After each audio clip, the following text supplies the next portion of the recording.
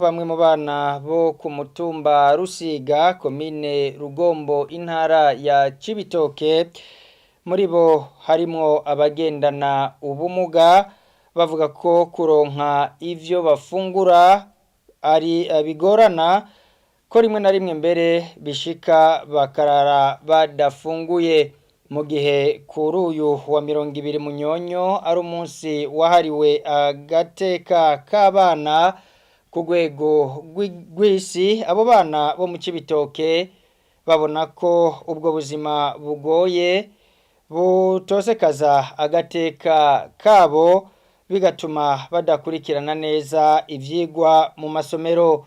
Umuyobozi mwishikira mu biro kwa Buramatari hamwe kandi no mwishira hamwe FVS abagenzi b'abana bemeza ko ibibazo nk'ivyo bavyitwararitse n'inkuru ya Orneramuco.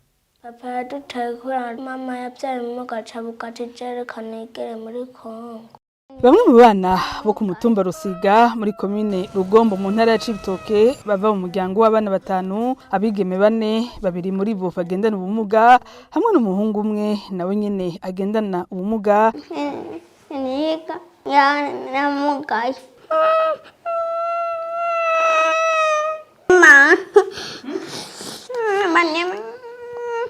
Bavuga ko babayeho ubuzima bubi cane kuva se wabo abataye ngo kubera harimwo abahavuye bagendana ubumuga bakuze haraciye imyaka 8. Muri uwo muryango imfura ifise imyaka 18, umuhererezi akagira imyaka 8, ariko muri abo umwana aja kw'ishure n'umuhererezi ariko nawe nakavuga ko yiga nabi kubera kenshi agenda adafunguye bigatuma adakurikira neza ivyigwa.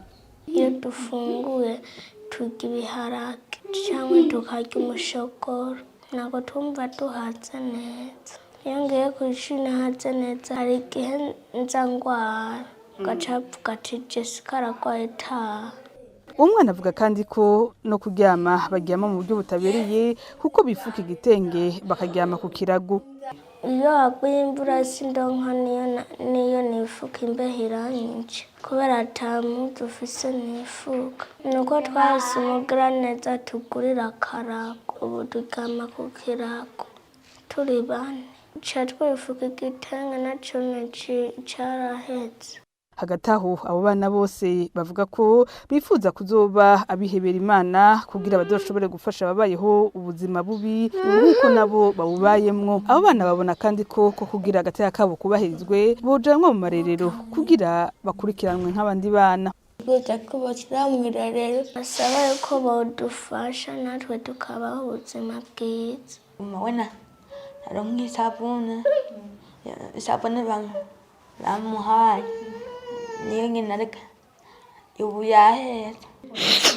Nyina w'abo bana asigura ko ubwo buzima bubi bwavuye ku kungene bagurishije inzu kugira bavuze abo bana bamugaye bakuze, ariko ntihanagire n'igihinduka mu nyuma n'uwo bari bubakanye aramutana abo bana. Nawene asaba ubufasha kugira abo bana babeho agateka kabo kubahirijwe, cane abo bana b'abakobwa bariko baragera mu bigero basaba gukurikiranwa mu buryo bwiharije.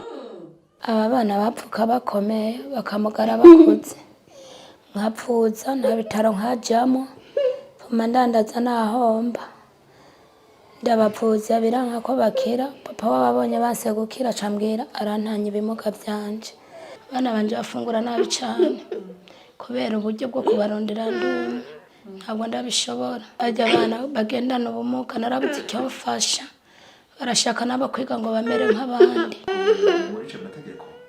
Umuyobozi mwishikira mu biro kwa Buramatari avuga ko ico kibazo mu ntwaro bagikurikiranira hagufi kandi ko bariko bararondera ibigo byoshobora kubakira, ariko ngo byo bamaze kwitura nta nyishu bararonka. Hagati aho ahamagarira abavyeyi batabana kwera ubuzima kanaka babayemo kwikebuka ngo kuko ingaruka zigwa ku bana.